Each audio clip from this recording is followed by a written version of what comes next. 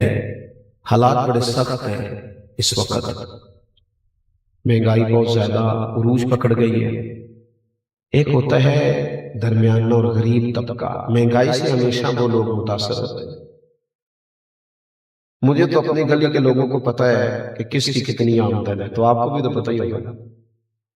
بجائے اس کے کہ کوئی آ کے رو کے کہے، اس سے پہلے ہی نا تھوڑی تھوڑی خبر لیں ایک دوسرے، آپ تھوڑی تھوڑی نا خرابہ پر بالخصوص توجہ دیں۔ بچہ جو مہنگے کالج میں پڑھتا ہے، اسکول میں، وہ بھی لائق ہے، لیکن جو ورکشاپ پہ بیٹھا ہے نا رینچ لے کے، وہ بھی لائق ہی ہے، بس اس کے ابا کے پاس فیس کے پیسے کوئی۔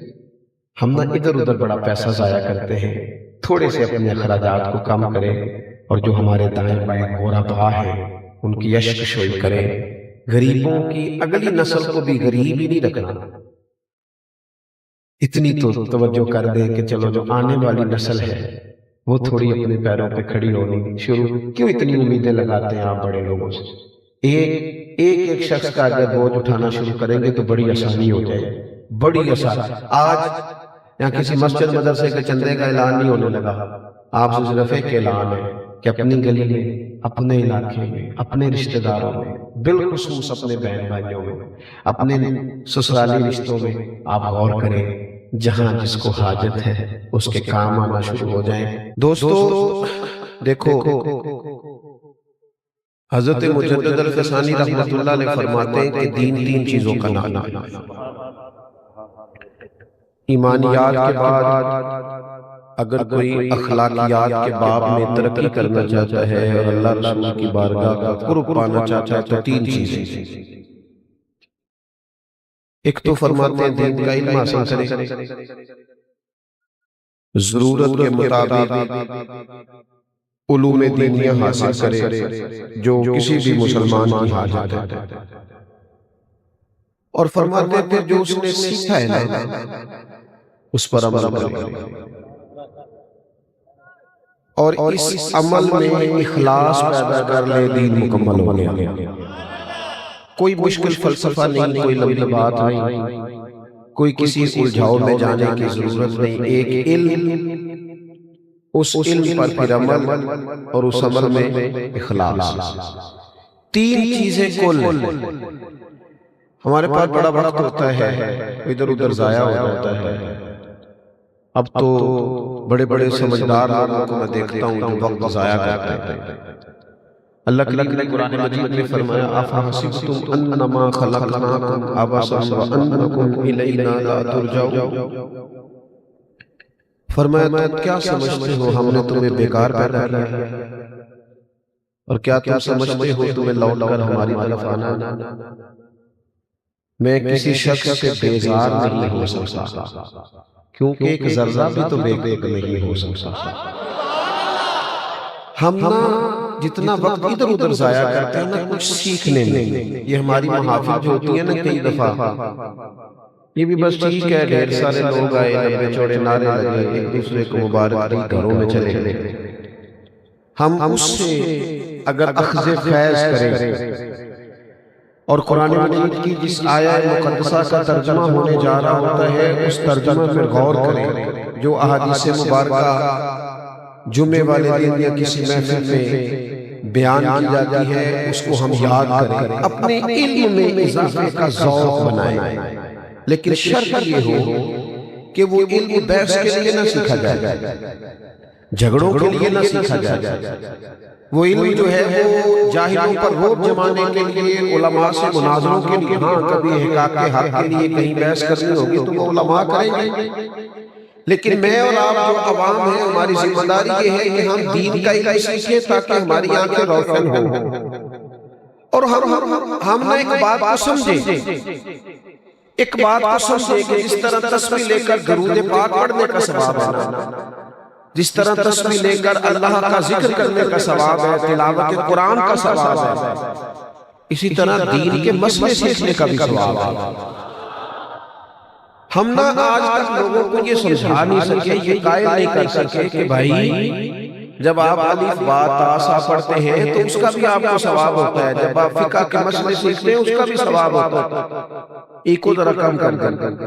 جب آپ کسی عالم سے فجر کا درس سنتے ہیں وہ بھی معرفت الہی کا رستہ ہے. میں آپ سے پوچھتا ہوں کہ یہاں ایک عالم دین بیٹھے ہوں مشکاہ شریف کھول کے درس حدیث دے رہے ہوں اور کچھ تھوڑے سے فاصلے میں پتہ چلے کہ بابا جی نے بڑا جبا بابا ہے، بہت بڑی ان کی تصویر ہے اور ڈھیر سارے لوگ وہاں آتے جاتے ہیں، تو ہمارے یہاں یہ رواج نہیں پڑ گیا کہ زیادہ رش بابا جی کے گرد ہو جاتا ہے، ادھر تصویر ہو رہی ہے، ادھر تو وظیفہ مل رہا ہے. کیوں بھلا؟ کہ ہم نے نا قوم کو سکھایا ہے کہ صرف تسبیحات کا ہی شاید اجر ہے، لیکن نبی پاک علیہ السلام نے اس قوم کو شعوری کیا ہے. شعوری ان کو کہا ہے کہ تم اپنے دین کو سمجھو، اس کو سیکھو. اگر تم اس کو سمجھ جاؤ گے نا تو تمہیں انشراح صدر ہو جائے گا کہ دراصل ہماری نجات اس بات میں.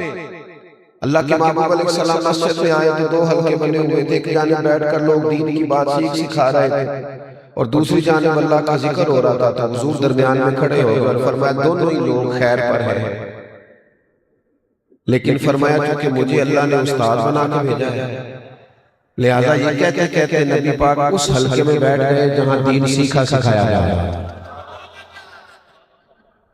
کوئی بندہ بھی مسئلہ پوچھ لیتا ہے تو ہم بتا اسے کیا جواب دیتے ہیں؟ اگر وہ ہم سے ہمارے شعبے کے بارے میں پوچھتا ہے نا، ایک بندہ پراپرٹی کا بزنس کرتا ہے، اسے پوچھتے ہیں زمین کا ریٹ تو اسے پتہ ہے، کوئی کرائے کا مکان چاہیے تو اسے پتہ ہے، ایک آدمی لوہے کا کاروبار کرتا ہے اسے ریٹ کا بھی پتہ ہے اور کس کس کیٹیگری میں وہ ملتا ہے اس کا بھی پتہ ہے. ہمیں باقی ہر شے کا پتہ ہے. کوئی بندہ دین کا مسئلہ پوچھتا ہے تو ہم کہتے ہیں میں تو اتنا پڑھا ہی نہیں. تو دین مسلمانوں نے پڑھنا تھا یا غیروں نے پڑھنا تھا؟ اس کو کس نے حاصل کرنا تھا؟ وہ ذوق علم جو ہمیشہ ہر دور میں انسان کا مزاج ہونا چاہیے. ہم اپنی طبیعت میں جب تک وہ پیدا نہیں کرتے چھوٹے چھوٹے سوالات ہیں ہمارے ذہنوں میں، چھوٹے چھوٹے، لیکن اگر ہم حل نہیں کریں گے تو ہماری آنے والی نسل کھو جائے گی. ہمیں تلاش کرنا پڑے گا.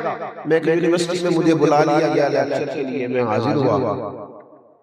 ایک نوجوان کہنے لگا میں نے ایک سوال پوچھنا ہے آپ سے، ڈر لگتا ہے کہیں آپ ناراض نہ ہو جائیں. تو میں نے کہا کہ میں چھوٹا مولوی ہوں، میں نہیں ناراض ہوتا، میں بتا دوں گا آپ پوچھیں. وہ کہنے لگا جی میرے ذہن میں ایک بات ہے کہ ایک حکم آیا تھا حرام ہے تو حرام ہو گیا، ایک حکم آیا تو فلاں چیز حرام ہو گئی. تو یہ لوگ جو بکتے رہے، یہ جو غلامی آخر تک ہوتی رہی.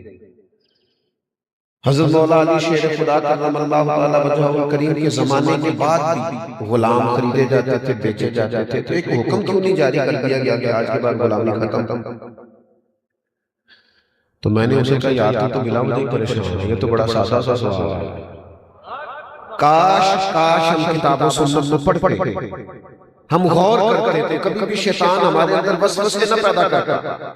نبی پاک علیہ السلام نے فرمایا کہ 70 عابد ہو اور ایک عالم ہو تو شیطان عالم سے ڈرتا ہے، نہیں عبادت گزار سے نہیں ڈرتا. میں نے کہا یہ تو سادی سی بات کی. دیکھو ایک ہوتا ہے کسی سیٹ کا ہونا، ایک ہوتا ہے وہ سیٹ ہی بدل دی جائے. کہتے ہیں یہاں نارمی ٹیچر کی ضرورت ہی نہیں، سیٹ ہی ختم کر دی. سیٹ ہی اگر ختم ہو جائے تو پھر کیا خیال ہے؟ کہنے لگے کیا مطلب؟ میں نے کہا پڑھے نا، سیاستہ میں حدیث موجود ہے، نبی پاک علیہ السلام نے غلامی کی سیٹ ہی بدل دی. حضور فرمانے لگے یہ جو غلام ہے نا یہ تمہارے بھائی ہیں، نشستی بدل دی، غلامی سے اٹھا کر انہیں برابر لا کے دکھا دیا. فرمایا یہ تمہارے بھائی ہیں، جو تم نے خود کھانا ہے وہی انہیں کھلانا ہے، جو تم نے خود پہننا ہے وہی انہیں پہنانا ہے، اور ان کی طاقت سے زیادہ انہیں کام نہیں بتانا، اور اگر کبھی بتا لو تو کام میں ان کی مدد بھی کرنا. میں نے یہ مائک والے دوست سے کہا تھا ایک کو ذرا کم کر دے اگر ہو سکتی ہو تو. نبی پاک علیہ السلام نے سیٹ بدل دی. اب جب غلام ساتھ آ کے بیٹھ گیا تو مسئلہ ہی حل ہو گیا. اگر ہم کتاب و سنت کے علوم کو سمجھیں تو ہمارے ذہنوں میں یہ جو انتشار پیدا ہوتا ہے، یہ جو کفر، یہ جو الہاد، یہ جو بے دینی، ہماری آنے والی نسل جو مسائل کھڑے کرتی ہے، اگر پہلے سے ہی ہمیں کتاب و سنت کے بارے میں معلومات ہو، ہم جیسے اپنے بچے کو گود میں بٹھا کے اپنا کاروبار سکھاتے ہیں نا، اللہ کے رسول کے صحابہ اپنے بچوں کو گود میں بٹھا کے رسول اللہ کا دین سکھایا کرتے تھے. انہیں حضور اور پھر دین کا علم، وہ آج کل اللہ خیر فرمائے پیری مریدی بھی چلتی ہے بغیر پڑھے لکھے کے، بالکل جاہل بندہ پیری مریدی کر رہا ہے۔ اور حضرت سلطان بہو کا فتویٰ ہے کہ بان ظلموں جو کرے فقیری کافر مرے دیوانہ ہو۔ میں نہیں دیا کیا حضرت سلطان بہو آکیا گیا منو کیوں کور دے ہو؟ اور انہوں نے یہ پھر انہوں نے نا کہہ بھی نہیں رسیدہ کافر ہی دیا، یعنی ادھر ادھر کھڑا ہی نہیں کیا، کافر مرے دیوانہ۔ جہالت کبھی بھی قوموں کو آگے نہیں لے کے جاتی۔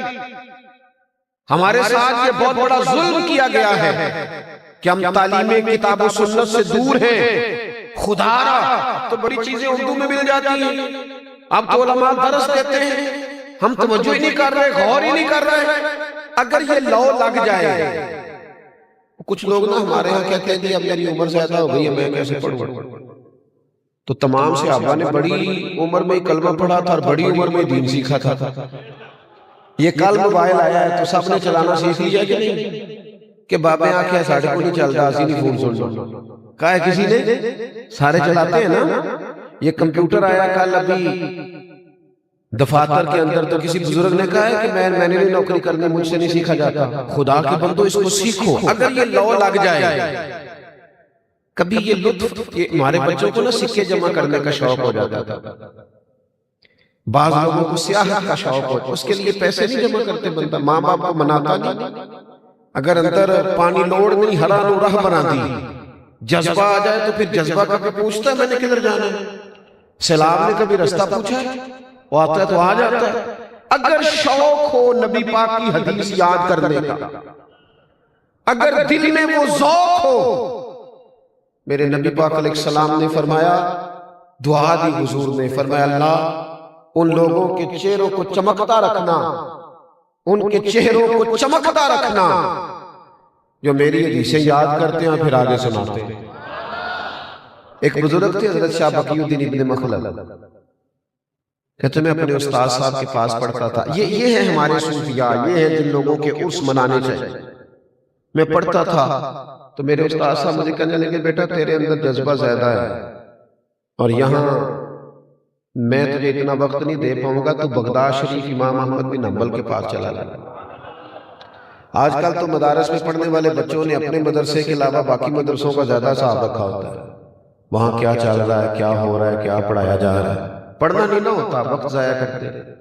شاہ بقی الدین کہتے ہیں میں امیر گھر کا بچہ تھا، لیکن شوق لگ گیا کس بات کا، کہ حضور کی حدیث سیکھنی ہے۔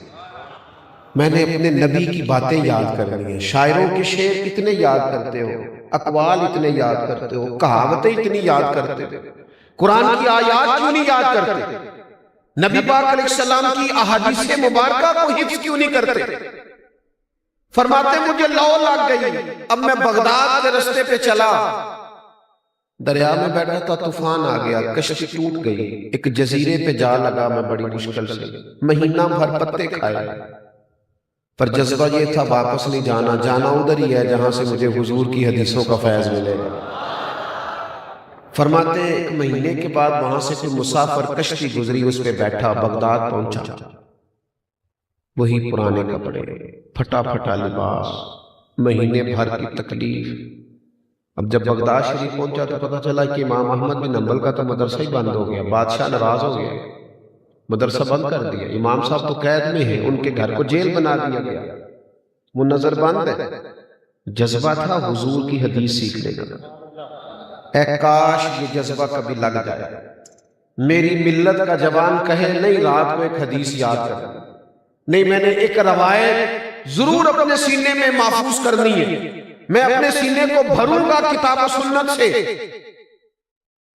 فرماتے ہیں کہ پورے شہر کے اندر فوج گھومتی ہے، پولیس کھڑی ہے، کوئی مجھے امام احمد بن حنبل کے گھر کا پتہ بھی نہیں بتاتا۔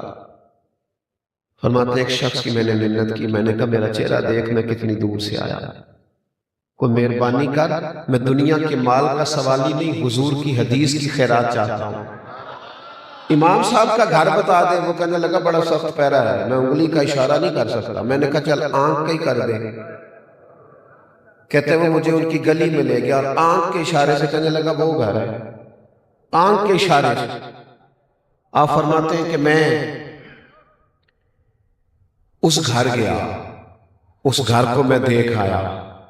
اب میں نے سوچا میں نے امام صاحب تک پہنچنا کیسے ہے، چونکہ باہر تو پولیس کھڑی ہے، یہ شوق اگر کبھی لگ جائے تو پھر صحیح حدیث میں ہمیں ملتا ہے کہ ایک صحابی کو پتہ چلا تھا یا تابعی تھے، انہیں پتہ چلا تھا کہ نبی پاک کی ایک حدیث ہے پر بندہ دمشق میں ہے، تو وہ مدینے سے گھوڑے پہ بیٹھ کے صرف حضور کی ایک حدیث سیکھنے آ گئے۔ یہاں تو ہر جمعے مفت سنائی جاتی ہے نا، اور خطیب صاحب کہتے ہیں بس ٹائم پہ آ جایا کرو، لیکن وقت نہیں، گنجائش نہیں۔ دوستو یہ ذوق علمی بالخصوص ملت کے جوانوں میں پیدا ہونا بڑا ضروری ہے۔ حضرت شاہ بقی الدین کہتے ہیں میں نے سوچا اب کیسے جاؤں امام صاحب کے گھر قربان جاؤں، کہتے ہیں پہلے سوچا سبزی والا بن جاتا ہوں، پھل بیچتا ہوں، چلو میں آواز دوں گا شاید امام صاحب سبزی خریدنے باہر آئے، تو پھر میں نے سوچا سبزی خریدنے کوئی آتا ہے، کوئی نہیں بھی تو آتا نا، میں امیر باپ کا بیٹا۔ پھر میں نے سوچا کہ میں نے صفائی والا بن جاتا ہوں، شاید وہ باہر آئیں۔ پھر سوچا صفائی والے کو دیکھنے بھی سارے نہیں آتے، آخر کیسے پہنچوں حضور کی حدیث سیکھنے کے لیے؟ کہتے میں نے طے کیا، میں نے نہ سر سے ٹوپی اتار لی، کپڑے پھاڑ لیے، گلے میں نے مانگنے والا کاسا ڈال لیا۔ تینوں لب دیاں سی آپ گواچے، سانو اپنی خبر نہ کوئی، ساتھوں پارے نی ککھ گلیاں دے، سانو آخ دے لوگ شدائی، اسا ننگ نموس دا ساڑ کے چولا، گل پہنے تاج گدائی، او سجنا اپنا آپ گوایا ہے تاں یار نے چاہتی پائی۔ فرماتے میرے مانگنے والا کاسا، اور میں دروازے بھی اللہ کے نام پہ دے دو، اللہ کے نام پہ۔ کہتے امام احمد بن حنبل کا دروازہ آیا اور میں نے رو کے صدا کی، اندر جذبہ تھا نا، اندر جذبہ تھا، رو کے صدا کی، میں نے کہا کچھ لینے آیا ہوں۔ یوں دروازہ کھلا اور جب امام صاحب نے 1 دینار دینے کے لیے میرے پیالے پہ کاسے پہ ہاتھ بڑھایا تو میں نے ہاتھ چوم لیا۔ میں نے کہا قربان جاؤں، میں 1 دینار کے لیے نہیں آیا، رسول اللہ کی حدیث سننے کے لیے آیا ہوں۔ کہتے ہیں امام صاحب نے نا یوں اٹھا کے نظر دیکھی، اس طرح بھی کوئی لیتا ہے؟ آپ یقین کریں کچھ لوگوں کو لینا بھی آتا ہے، کچھ لوگوں میں جذبہ ایسا ہوتا ہے کہ وہ لے لیتے ہیں، کچھ نہ ارادہ کرتے ہی رہ جاتے ہیں، پروگرام بناتے ہی رہ جاتے ہیں، کچھ لے جاتے ہیں، کچھ اور چکر میں پڑے رہتے ہیں اور کچھ حاصل کر جاتے ہیں۔ حضرت امام صاحب رحمت اللہ علیہ نے چہرہ دیکھا، فرمایا ہاں حضور میں بڑی دور سے آیا ہوں، بڑی دیر سے پہنچا ہوں، گو سنا تھا کہ آستانہ یار دور ہے، پر ہم نے بھی ٹھان لی تھی کہ جانا ضرور ہے۔ کہتے ہیں حضور مہربانی ہو جائے، کہتے ہیں میں روز فقیر بن کے جاتا امام صاحب 3 حدیثیں سناتے، میں ساری او دوستو او ادھر آؤ یار، تم کہتے ہو فلاں انگریز کا اسکول کی دیوار پر فلاں دانشور کی بات لکھ دیں، کائنات کی حکمتیں ساری میرے رسول پاک کی قدموں کی دھول پہ قربان۔ آؤ نبی پاک کی حدیث سیکھو، قرآن مجید کی آیات سیکھو، کتاب و سنت کے علوم لو، ایک ایک کر کے اپنا دین سیکھنا شروع کرو اور ان پر ذوق پیدا کرو۔ تھوڑی فیس بک تھوڑی چلا لو، تھوڑے دن گپ شپ کم کر لو، سیاحتیں چھوڑ لو، یہ کتاب و سنت ہے، اس کے قریب آؤ، یہ پڑھتے پڑھتے سینہ روشن ہو جاتا ہے، اسے لیتے لیتے ہی حالات بدلنے لگتے ہیں۔ کہتے ہیں میں کتنا عرصہ فقیر بن کے جاتا رہا، پھر حالات بدل گئے، حالات بدل جایا کرتے ہیں، حالات بدل جایا کرتے ہیں، حالات کے سہمے ہوئے لوگوں کو بتا دو حالات بدل جاتے ہیں، ایک جیسے نہیں رہتے۔ فرماتے میں امام صاحب حالات بدل گئے، امام صاحب کا مدرسہ کھل گیا، بلکہ جو نیا بادشاہ آیا اس نے بڑا بنا کے دیا۔ اب جب امام صاحب بیٹھ گئے مسند پہ تو ہم نے بھی کپڑے بدل لیے۔ فرماتے جب پہلے دن میں مدرسے میں گیا تو باقی شاگرد بیٹھے تھے، مجھے دیکھ کے امام صاحب اٹھ کے کھڑے ہو گئے، فرمانے لگے بڑی دنیا نے پڑھا ہے پر جو تو نے پڑھا ہے، ایک تو اپنے اندر وہ ذوق علم کا، اور دوسری بات مومن کہتے ہی باعمل کو ہے، گورکھ دھندا نہ کرو، لفظوں کا ہیر پھیر نہ کرو، ہر بندہ سیانا ہے، ہر بندے کو پتہ ہے، عمل کون کرے گا؟ ہم اگر کبھی کو بات سنتے سیکھتے ہیں تو وہ صرف اس لیے کہ دو بندے ملیں گے تو انہیں سنا دوں گا، دوسروں کو نصیحت کروں گا۔ میرے نبی پاک علیہ السلام کا سارا دین عمل کے لیے آیا، عمل کے لیے۔ جب تک انسان عمل نہیں کرتا وہ دو کشتیوں کا مسافر ہے۔ جب تک وہ نرا عالم ہوتا ہے اور عامل نہیں ہوتا اتنی دیر تک وہ اپنے ضمیر کا قیدی ہوتا ہے۔ اور بیٹا بیٹھ جاؤ، اور میں پیسے لینے آئے ہوں، اللہ آپ کو خوش رکھے، تشریف رکھے، مہربانی کرے۔ کچھ تقریرہ مفت بھی سن کے دیکھا کرو کہ نہیں ہوتی، اللہ آپ کو سلام۔ آپ جو اتنے سارے لوگ آئے ہیں تو اگر میرے دل میں پھر بھی یہی خیال ہو، اتنی محبت، اتنا پیار، میں بتا نہیں سکتا صبح سے مجھے ان علاقوں سے فون کتنے گئے ہیں کہ یہ صرف ملنا ہی ہے۔ تو جس سے اتنا پیار کیا جائے وہ پھر 20-40 ہزار کا لالچ پیدا کرے تو اس سے زیادہ کمینہ بھی کوئی نہیں۔ جس سے اتنا پیار کیا جائے لوگ راہیں بچھائیں، سانو تخت ہزارے ریلوڑ کی نالے کی لگے شہر بمبول دے نال اسی اپنی بال کے سیکھنے ہیں، سانو کی لگے کسے اور دے نال، اور کرو مد ہے اہل دول رضا، پڑے اس بلا میں میری بلا، میں گدا ہوں اپنے کریم کا، میرا دین پارا اعلان نہیں۔ آپ توجہ کریں گے اور میری بات کو سمجھیں گے، دین عمل کے لیے، عمل کے لیے، دین کردار بدل دیتا ہے، سوچ بدل دیتا ہے۔ رب فرماتا ہے وَعِبَادُ الرَّحْمَنِ الَّذِينَ يَمْشُونَ عَلَى الْأَرْضِ هَوْنًا، رحمان کے بندے زمین پر عاجزی سے چلتے ہیں، ان کے مزاج بدل جاتے ہیں، ان کے تیور بدل جاتے ہیں، ان کے لہجوں میں حسن آ جاتا ہے، تواضع آ جاتا ہے، ان کی زندگیاں پہ الجھاؤ والی نہیں رہتی، وہ سارا دن سیاسی پیچ و تاب کا شکار نہیں ہوتے۔ وَإِذَا خَاطَبَهُمُ الْجَاهِلُونَ قَالُوا سَلَامًا، اگر کوئی جاہل الجھنے بھی لگے تو سلام کر کے گزر جاتے ہیں۔ ان کے لہجوں میں خوبصورتی ہوتی ہے، ان کے انداز بدل جاتے ہیں، وہ لوگ ایک اور رخ اختیار کر جاتے ہیں، زندگی عمل والی ہو جاتی ہے اپنے کردار میں۔ دیکھو آپ بڑی تعریفیں کریں جا کے اپنے پیر صاحب کی گھر، اپنے استاد صاحب کی، لیکن اگر آپ بیوی کو گالی دیں گے نا تو آپ سے کہے گی اے سکھایا تینے تیرے پیر صاحب نے۔ آپ جو جا کے کہیں اپنے کلیگ سے دفتر میں کہ میں فلاں محفل سے ہو کے آیا ہوں، لیکن 2 منٹ کے بعد وہ دیکھے کہ آپ تو کام چوری کر رہے ہیں تو کہے گا اے سکھایا سراتی مولوی صاحب نے۔ عمل امام جعفر صادق رضی اللہ تعالیٰ عنہ سے ایک شخص نے کہا حضور میں دین کی تبلیغ کرنا چاہتا ہوں، کوئی نسخہ بتائیں، تو فرمانے لگے بڑا سادہ سا نسخہ ہے، تو دین پہ عمل کرنا شروع کر دے، دین کی تبلیغ ہونی شروع ہو جائے گی۔ دین تو عمل کے لیے ہے، کردار میں تبدیلی کے لیے۔ کہ میں نے آپ کو حدیث پڑھ کے سنائی نا، نبی پاک نے فرمایا تمہارے غلام تمہارے بھائی ہیں۔ آج جو بڑے انسانی حقوق کی بات کرتے ہیں نا، ان کے ملازموں سے پوچھ کے دیکھو حال کیا ہے۔ جس کا بچہ رات کو 4000 کا برگر پیزا کھاتا ہے، اس کا ملازم کبھی 5000 ایڈوانس مانگ لے تو وہ نصیحتیں کرتا ہے کہ اپنے خرچے کم کرو۔ بھائی تیرے تو کام ہوئے نہیں، یہ خرچے کم کرے۔ وہ ہمارے حکمران کہتے ہیں نا جب مہنگائی کرتے ہیں تو کہتے ہیں ہم ذرا مشکل فیصلہ کرنے لگے۔ آپ کے لیے تو نہیں نا مشکل، آپ کے لیے تھوڑی مشکل ہے، وہ تو مشکل ان غریبوں کے لیے ہے، پر شکوہ آپ سے بھی ہے۔ آپ نے بھی کبھی الیکشن کے موقع پر پوچھا نہیں کہ مجھے ہمیں بتاؤ پاکستان کا مطلب کیا؟ ان سے پوچھو نا کہ یہ بھی تم نے کبھی نعرہ لگایا ہے، اس کا بھی تمہیں پتا ہے؟ کبھی ان سے پوچھو، ان سے کہو تم تو الیکشن یہاں لڑتے ہو، رہائش جا کے لاہور میں کرتے ہو۔ ان سے پوچھو الیکشن جہاں ہوتا ہے رہائش تمہاری اسلام آباد میں ہوتی، آؤ نا انہی سڑکوں پہ، کرو تم بھی انہی بسوں میں سفر، تو پتہ چلے کہ جب بچے کی فیس کا دن آتا ہے تو پھر ابا رات کو کرتا کیا ہے۔ انہیں کہو آؤ کسی سرکاری ہسپتال کے باہر آ کے بیٹھو تھوڑی دیر اور پوچھو حالات کیا ہے۔ آؤ کسی پرائیویٹ ہاسپٹل میں جہاں میت لینے سے پہلے بھی وہ کہتے ہیں کہ اللہ ماشاءاللہ سب کی بات نہیں کرتا، کہتے ہیں پہلے بل جمع کرا دو، اس کے بعد تمہیں فارغ کر دیا جائے۔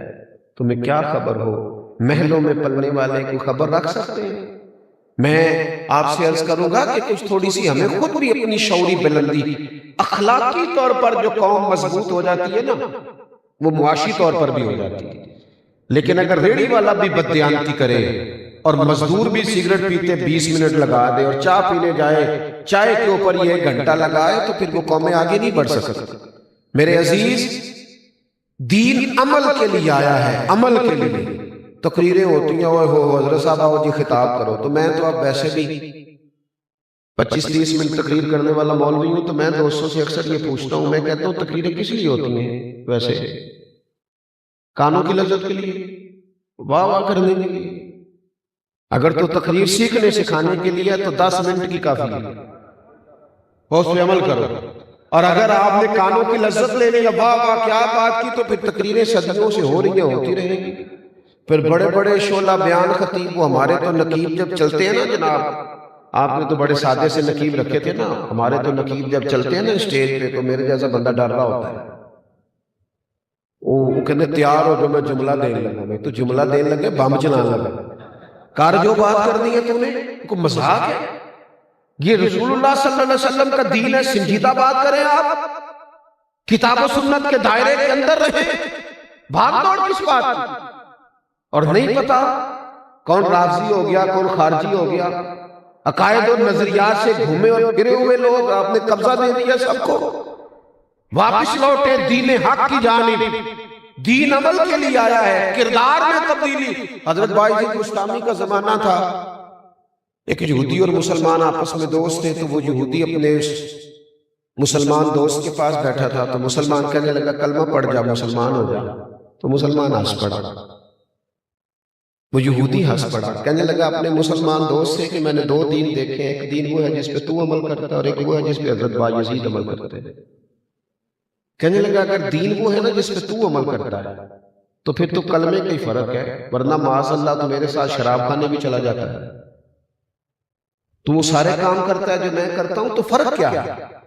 اور اگر دین وہ ہے جس پہ یہ بزرگ عمل کرتے ہیں اللہ کے نیک بندے صالحین، تو پھر ان سے کہے مجھے دعوت دے، میں دین کے بارے میں سوچنے کو تیار ہوں۔ جب تک ہم اپنے کردار میں نے حدیث پاک پڑھی نا کہ نبی پاک نے فرمایا تمہارے غلام تمہارے بھائی ہیں، صحابہ نے جب یہ حضور سے حکم سنا تھا تو انہوں نے سچ مچ اپنے غلاموں کو بھائی بنایا تھا۔ حضرت ابو ذر غفاری جس طرح کے کپڑے خود پہنتے تھے ان کا غلام بھی اسی طرح کے پہنتا تھا۔ لوگ پوچھتے تھے ابو ذر یہ کیا ہوا؟ کہنے لگے یہ وہ تبدیلی ہے جو مدینے والے رسول نے قائم کی۔ یہ جب تک ہم دوسروں کے بچوں کے بارے میں بھی وہی ذہن نہیں بناتے جو اپنے بچے کے بارے میں۔ میرے حضرت صاحب فرمایا کرتے تھے مدرسہ اس طرح کا بنانا جس میں تمہارا بچہ بھی پڑھ سکے۔ آج کل لوگ بات سناتے ہیں نا جی، تقویٰ سنا رہے ہوتے ہیں بعض محتمم الا ماشاءاللہ، ہم نے کبھی مدرسے کی روٹی نہیں کھائی، تو میں کہتا ہوں آپ تقویٰ بدل لیں، آپ وہی کھایا کریں جو مدرسے میں پکتی ہے، آپ کو پتہ چلے بیچارے بچے کیا کھاتے ہیں، آپ کو سمجھ آئے۔ آپ کے ہاں تو انواع و اقسام کے لنگر ہیں، روز جلسے ہیں، محافل ہیں، لیکن وہ جو دین کے نام پہ آیا اس کا جو حشر کیا جا رہا ہے وہ اس کا جواب دینے اللہ کی بارگاہ میں قیامت کے دن۔ ہم جو اپنے بچوں کے بارے میں سوچتے ہیں وہ پڑوسی کے بچے کے بارے میں کیوں نہیں سوچتے؟ اپنے دیگر اعزا و اقربا کے بچوں کے بارے میں کیوں نہیں سوچتے؟ اپنے ملازمین کے بچوں کے بارے میں کیوں نہیں سوچتے؟ اسلام کردار و عمل میں تبدیلی کی بات کرتا ہے، فکری انقلاب برپا کرتا ہے، سوچوں کو بدل دیتا ہے، نظریاتی مسلمان بناتا ہے۔ نظریاتی نعروں کی حد تک اور گفتگو کی حد تک کوئی شخص چمکے تو وہ تو ساری دنیا چمک رہی ہے۔ حضرت مولا علی شیر خدا کرم اللہ تعالی وجہ الکریم اپنے غلام کو لے گئے بازار، کہنے لگے چل کپڑے خریدنے جانا ہے۔ غلام کو یہاں تو ڈرائیور جو ہوتا ہے نا اس کو لوگ کھانے میں ساتھ نہیں بٹھاتے، تو ڈرائیور کی روٹی اٹھے کھا گئے، حالانکہ صاحب گاڑی میں سو رہے تھے، ڈرائیور ہی ہے جو خیریت سے لے آیا ہے، لیکن وہ کہہ رہے ہیں کہ اس کی کھانا ادھر بھیج دو، وہ ہمارے ساتھ نہیں بیٹھ سکتا۔ حضرت مولا علی شیر خدا اپنے غلام سے فرمانے لگے چل بازار چلے۔ بازار گئے، دونوں کپڑے خریدے، ایک جوڑا مہنگا تھا ایک سستا تھا۔ غلام کہتا ہے میں سمجھ گیا مہنگا جوڑا آقا کا ہے، سستا غلام کا ہے۔ ایک ہی تھیلے میں 2 جوڑے تھے۔ پھر وہ چوک آ گیا جہاں سے مجھے اپنے گھر جانا تھا، حضرت علی کو اپنے کاشانہ نور میں جانا تھا۔ فرماتے مولا علی شیر خدا کرم اللہ تعالی وجہ الکریم مجھ سے کہنے لگے، اپنے غلام سے کہنے لگے لا بیٹا وہ میرے والا جوڑا مجھے دے دے۔ میرے والا سوٹ دے دے. کہتے ہیں میں نے مہنگا نکال کے بڑھایا تو فرمانے لگے یہ نہیں میرا، یہ انقلاب ہے جو نبی پاک نے برپا کیا. سنیں، فرمایا یہ نہیں میرا. اس نے کہا حضور آپ کا یہ؟ فرمایا نہیں میرا تو وہ سستے والا ہے. وہ کہنے لگا حضور آپ مہنگا پہنے نا، آپ آقا ہیں، سستا میں پہنتا ہوں، میں غلام ہوں. تو آپ فرمانے لگے اگر کسی وجہ سے تقسیم کرنی ہے تو اپنے والی وجہ نہ رکھ، میرے والی کر لے. اگر کوئی سبب تقسیم کا بنانا ہے نا کہ اس سبب سے تقسیم کرنی ہے تو میں تمہیں سبب دیتا ہوں، وہ رکھ لے گا. جناب بتائیے. حضرت علی فرمانے لگے اس طرح کرنا، تو پہننا مہنگا تو کہ تو جوان ہے اور مجھے سستا دے دے چونکہ میں بوڑھا ہوں. اگر کسی وجہ سے بانٹنا ہے تو چل اس طرح بانٹ لے. وہ غلام کہتا ہے مولا علی نے صرف سوٹ ہی مجھے مہنگا دیا تھا، پر میں جب پہنتا تھا شیر خدا کو یاد کر کے روتا تھا. وہ جو خیر میرے ساتھ کی تھی وہ غریب تو خالی عزت سے راضی ہو جاتا ہے، لیکن ہم نے یہ کام کیا نہیں کبھی. ہم یہ لہجے اپنائے نہیں. نہ وزیروں نے عزت دی غریبوں کو، نہ پیروں نے عزت دی، الا ماشاءاللہ. ہم نے معیار ہی کچھ اور بنا دیا. مومن وہ ہوتا ہے جس کے کردار میں، عمل میں، اٹھنے بیٹھنے میں، لب و لہجے میں تبدیلی آئے، جس کا طرز مسلمانوں والا، طریقہ کار اہل ایمان والا. اور تیسری بات اس میں اخلاص ہو، للہیت ہو. آپ دنیا کو دکھانے کے لیے جب کام کرتے ہیں تو آپ اداکار بن جاتے ہیں. اداکاری جو ہوتی ہے وہ کر کر کے بندہ تھک جاتا ہے. کہ جو اخلاص ہوتا ہے یہ نارمل زندگی ہوتی ہے، روٹین کی لائف. آپ جو اوپر سے ہیں وہی اندر سے. یہ ریاکاری، یہ دکھاوا، لوگ مجھے دیکھ لیں، میری فوٹو آ جائے، کسی کو پتہ چل جائے، کسی کو خود ہی بتا دینا اللہ کا شکر ہے جی اتنی دیر سے میں خدمت کر رہا ہوں. تو نہ بول یار، خدمت کو بولنے دے. میں اتنی دیر سے کام کر رہا ہوں، تو نہ بول، کام کو بولنے دے. خوشبو بتایا نہیں کرتی، خوشبو تو آیا کرتی ہے. تو بول رہا ہے اس کا مطلب ہے تجھے ضرورت پڑی ہے بولنے کی. اخلاص، للہیت. شوہر خرچہ پورا نہ دے تو بیوی گزارا کر لیتی، سادے کپڑوں میں رہ لیتی، تلخی بھی سہ لیتی. لیکن اگر اسے پتہ چل جائے نا میرے ساتھ مخلص نہیں، کہیں اور بھی نظر ہے، تو پھر گزارا. اس کا مطلب ہے اخلاص نہ ہو تو گھر نہیں چلتا، ہو تو پورا دین کیسے چلے گا. ہمارے ہاں یہ نظام بن گیا کہ اخلاص ڈھونڈنا پڑتا ہے، مخلص ہو کر کام کرے، مخلص ہو کر. یہ ہمارے ملک میں سیلاب آیا، کوئی اتنا بڑا مسئلہ نہیں تھا اتنے سارے سرمایہ داروں کے لیے، بڑے بڑے وزیروں کے لیے، لیکن ہماری ترجیحات کچھ اور ہے. ہماری ترجیحات سیٹ ہے، ہماری ترجیح اپنا حلقہ ہے، ہماری ترجیح یہ ہے کہ لوگ مجھے کیسے اچھا جانیں. ہماری ترجیحات بدل گئی ہیں. جب اخلاص ہوتا ہے نا للہیت، اس میں درد ہوتا ہے، اس میں سکون ہوتا ہے. جب آپ مخلص ہو جاتے ہیں تو خدمت کرنے میں مزہ آتا ہے. اللہ کے بندوں کا پیار خود بخود آ جاتا ہے. غریب ڈھیر سارے اپنا مسئلہ اس لیے نہیں بتاتے کہ پتہ نہیں کچھ ملے گا کہ نہیں ملے گا، پر رسوائی ہو جائے گی. سگا بھائی مالدار ہے پر بھائی اس سے نہیں 4 پیسے ادھارے مانگتا. وہ 200 کلومیٹر دور دوست کو فون کرتا ہے، اسے پتہ ہے میرا بھائی پہلے تو بھابھی کو بتائے گا، پھر سارے علاقے کو بتائے گا. دینے پتہ نہیں دینے. وہ جو ہمارا دکھاوا ہے، جو آپ یقین کریں مسجد میں پیسے دے کے لوگ ٹائلوں پہ لکھوا لیتے تھے برائے سالے ثواب. فرشتے بھول گئے تھے کیا؟ کسی اور کے کھاتے میں لکھا جانے لگا تھا. کب تک دکھا کے. اور میں نے دیکھا بہت سارے لوگ بیچارے بول بول کے تھک جاتے ہیں کہ میں بڑا اچھا آدمی، خود ہی بتاتے رہتے ہیں.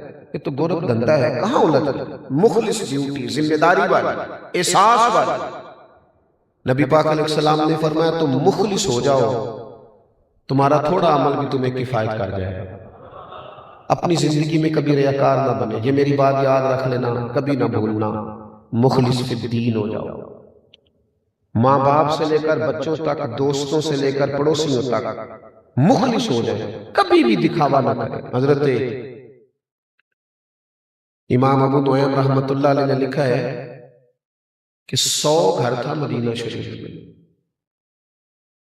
جہاں 3 وقت کھانا بھی پہنچتا تھا، جہاں بچے بیمار ہوتے تھے تو دوائی بھی پہنچتی تھی، جہاں ہر چیز، ہر آسانی، ہر سہولت پہنچتی تھی، 100 گھر، لیکن پتہ کوئی نہیں تھا کون دے جاتا ہے۔ دروازے پہ کچھ چھوڑ جاتا، اگر اسے کہتے نا اپنا نام بتاؤ تو وہ ناراض ہو جاتا، چہرے پہ پردہ، نقاب، 100 گھر، پورا تھوڑی سی آبادی ہوتی تھی، 100 گھروں میں کھانا پہنچتا تھا۔ فرماتے پھر ایک دن ایسا ہوا کہ وہ کھانا سب کے ہاں آنا بند ہو گیا، لوگ پریشان ہوئے تھے کہ دوسرے سے پوچھنے لگے تیرے گھر بھی نہیں آتا، تیرے گھر بھی نہیں آتا، تیرے گھر بھی نہیں آتا، پتہ کرو تیرے گھر کب سے نہیں آیا؟ کہا 18 محرم سے۔ وہ 18 محرم سے تو ہمارے گھر بھی نہیں آیا، فلاں گھر بھی نہیں۔ پتہ چلا کہ 18 محرم سے نہیں آ رہا، وہ پتہ چلو، پتہ کرو 18 محرم کو کیا ہوا ہے؟ تو پھر سب کی آنکھیں بھیگ گئیں، اوہو 18 محرم کو تو امام زین العابدین کا وصال ہوا۔ 100 گھروں میں کھانا پہنچاتے تھے، خرچہ دیتے تھے، کسی کو پتہ کوئی نہیں تھا کون دے جاتا ہے۔ اکھاں جدوں میٹیاں زمانہ مینوں روے گا، اپنا تے اپنا بیگانہ بھی مینوں روے گا، جدوں نہ میں دسیا میں خاراں نوں میں خانے وچ ویکھیا دے، جام ٹوٹ جان گے تے میں خانہ مینوں روے گا، کئی بک بک رون گے تے کئی لک لک رون گے، گلیاں دا ایانا تے سیانا مینوں روے گا، جن لوگوں نے خدمات کی نا، جنہوں نے کچھ کارہائے نمایاں کی، ان لوگوں نے اخلاص سے کی، اللہ کی رضا کے لیے کی، انہوں نے کسی جگہ نام و نمود کو آنے نہیں دیا، اپنی زندگی میں مخلص ہو، ایک اینٹ لگائیں کسی مسجد میں، پر ہمیں پتہ ہو یا اللہ رسول کو پتہ ہو، کسی ایک غریب کا خرچ اٹھا لیں، پر ہمیں پتہ ہو یا رب رسول کو پتہ ہو، ایک نیکی کریں۔ دیکھو جس کے گھر میں 20 تولے سونا پڑا ہو وہ کبھی گلی میں نہیں لے کے آیا، وہ کہتا ہے یہ قیمتی ہے، اسے گلی میں نہیں لے کے جانا۔ جس کے گھر میں 50 لاکھ کیش ہو وہ کبھی گلی میں نہیں، کیونکہ قیمتی چیزیں دکھائی نہیں جاتی، چھپائی جاتی۔ اگر اپنی نیکیوں کو قیمتی سمجھتے ہو تو انہیں دکھانا چھوڑ دو، چھپانا شروع کر دو، تاکہ وہ قیمتی ہو جائیں، قیمتی، اپنی زندگی میں وہ خوبصورتی لائیں، وہ للہیت لائیں۔ آخری بات آپ سے یہ کرنی ہے کہ اللہ کریم نے جو آیات میں نے تلاوت کی اس میں فرمایا کہ وَالَّذِينَ يَبِيتُونَ لِرَبِّهِمْ سُجَّدًا وَقِيَامًا، فرمایا اللہ کے بندوں کی شان یہ ہے کہ وہ رات سجدے میں گزار دیتے ہیں اور قیام میں گزار دیتے ہیں۔ مسلمان کی طاقت مصلح ہے، مسلمان کی طاقت دعا ہے۔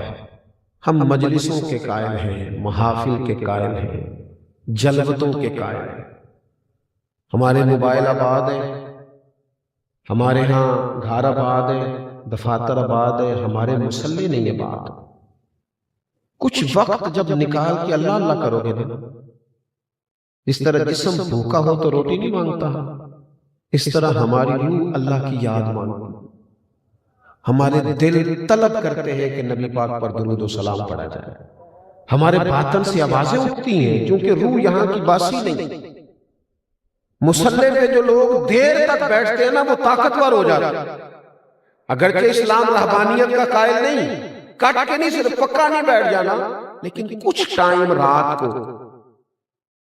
رسول کریم کا طریقہ تھا، سیدہ عائشہ صدیقہ فرماتی ہیں کہ حضور مجھ سے فرماتے ابو بکر کی بیٹی تو اگر کہے تو میں نفل نہ پڑھ لوں، میں کہتی میرے ماں باپ قربان ہو، پھر میرے کریم مصلی بچھاتے، ایک آیت میں ساری رات بیت جاتی، یہاں تک کہ مقدس قدموں میں ورم آ جاتے۔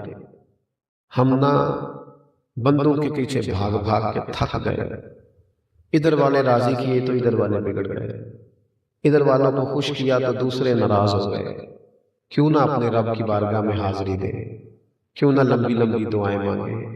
میں ایک ڈاکٹر صاحب کے پاس بیٹھا تھا، میرا ان سے پیار کا تعلق ہے، تو مریض کو کہہ رہے تھے کہ آپ کے اندر کوئی ٹینشن ہے، آپ وہ ساری ٹینشنیں نا اپنے دل سے نکال دیں طبیعت ٹھیک ہو جائے گی۔ تو وہ نا پیشنٹ جو تھے، مریض، وہ ہلکا ہلکا نا ہر سارا ہلا رہے، تو میں سمجھ گیا کہ یہ نہیں نکال سکتے، تو میں نے کہا میرا مداخلت کرنا بنتا تو نہیں، پر اجازت دے تو ایک بات کر لوں۔ انہوں نے کہا جی کیجیے. میں نے کہا ڈاکٹر صاحب کچھ دکھ بڑے ذاتی قسم کے ہوتے ہیں، بڑے نجی ہوتے ہیں، بندہ اپنے آپ سے بھی نہیں کہہ سکتا، کہے ہی نہیں جاتے. کہنے لگے حل کیا ہے؟ میں نے کہا حل ہے نا، حل ہے مصلی اور دعا. جو کسی سے نہیں کہہ سکتے کہہ دو اللہ رسول سے، اور کھل کے کہہ دو، اور ساری کہہ دو، اور رو کے کہہ دو. تمہارا راز بھی رکھا جائے گا، دل بھی ہلکا ہو جائے گا، اور رب سے بندہ جتنا مانگتا جاتا ہے اللہ اس کی عزت میں اضافہ فرماتا جاتا ہے. پر وہ ایک اکبر الہآبادی کہتے ہیں مصیبت میں بھی اب یاد خدا ہم کو نہیں آتی، دعا منہ سے نہ نکلی جیبوں سے عرضیاں نکلی. ساری جماعتوں کے پیچھے بھاگ بھاگ کے تھک گئے ہو، نتیجہ کیا نکلا ہے؟ واپس نہ لوٹیں اللہ رسول کی جانب.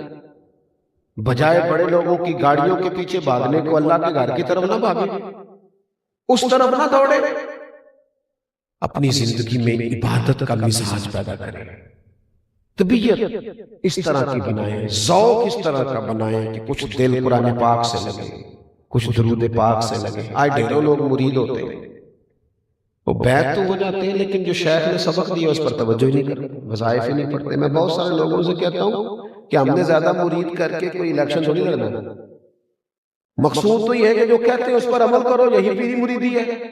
جو سکھاتے ہیں اسے سیکھو، جو درد لیے پھرتے ہیں اس پر غور کرو، یہی بیعت ہے. باقی کوئی ایسا شوق اللہ نے نہیں دیا طبیعت کے اندر کہ پتہ چلے یہاں بھی لاکھوں ہیں تو وہاں بھی ہزاروں ہیں. تو میں نے جو 4 باتیں آپ کی خدمت میں عرض کی ہیں پھر دہراتا ہوں بات ختم کرنے سے پہلے. ایک تو مزاج علم کا بنائیں، تھوڑا بہت سیکھتے رہیں، کوشش کریں ایک آیت روز سیکھی جائے، ایک حدیث پاک روز ہماری سمجھ میں آئے. دوسری گزارش یہ جو سیکھے نا اس پر عمل کریں. بغیر عمل کے نا مطلب وہ بہترین پڑھنے لکھنے کے بعد بھی پریکٹیکل کرنا پڑتا ہے. کہتے ہیں آج کل پریکٹس کہاں کر رہے ہیں؟ جب تک پریکٹیکل نہیں نہ ہوتا اتنی دیر تک تھیوری کی سمجھ ہے، پہلے عمل کریں. تیسری بات یہ کہ اس میں اخلاص پیدا کرو، للہیت پیدا کرو. آپ جتنا اخلاص پیدا کرتے جائیں گے دل اور روح سکون میں آتے جائیں گے، اطمینان. اور چوتھی بات یہ کچھ وقت مصلی کو دیں، عبادت کو دیں، اللہ کی بارگاہ میں حاضری کو دیں. آخری گزارش یہ ہے حالات بڑے سخت ہیں اس وقت، مہنگائی بہت زیادہ عروج پکڑ گئی ہے. ایک ہوتا ہے درمیانہ اور غریب طبقہ، مہنگائی سے ہمیشہ وہ لوگ متاثر ہوتے ہیں. مجھے تو اپنی گلی کے لوگوں کو پتہ ہے کہ کس کی کتنی آمدن ہے، تو آپ کو بھی تو پتہ ہی ہوگا.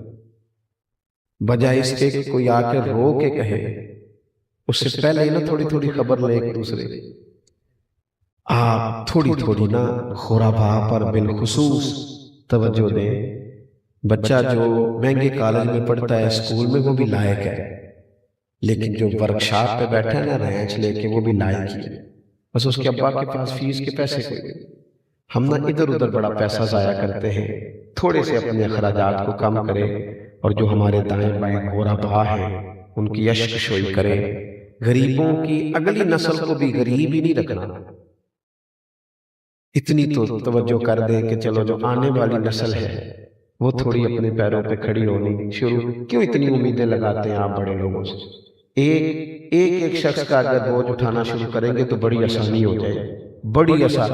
آج یہاں کسی مسجد مدرسے کے چندے کا اعلان نہیں ہونے لگا، آپ سے صرف ایک اعلان ہے کہ اپنی گلی میں، اپنے علاقے میں، اپنے رشتہ داروں میں، بالخصوص اپنے بہن بھائیوں میں، اپنے سسرالی رشتوں میں آپ غور کریں. جہاں جس کو حاجت ہے اس کے کام آنا شروع ہو جائیں.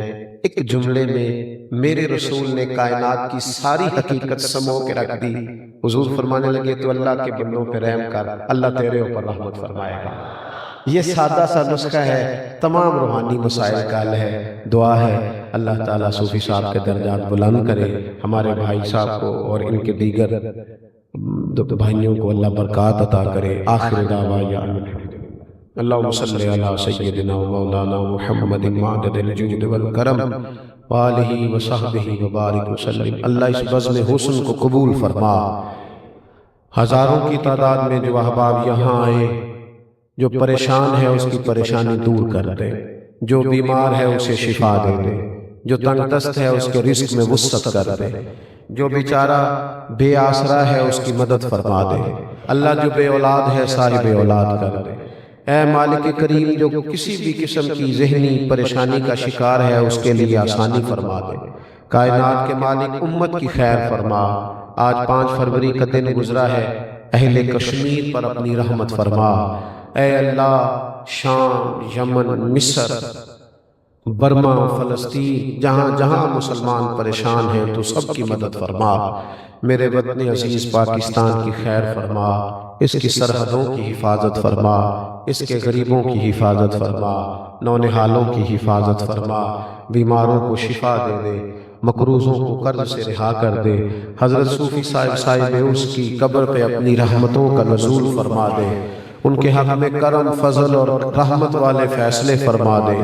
اللہ ہمیں سجدوں کا ذوق عطا فرما، عبادتوں کا شوق عطا فرما، تلاوتوں کی لذت عطا فرما، اپنی یاد نصیب فرما، اپنا فضل عطا فرما، اپنی رحمت عطا فرما، اپنے حبیب پاک علیہ السلام کی غلامی عطا فرما۔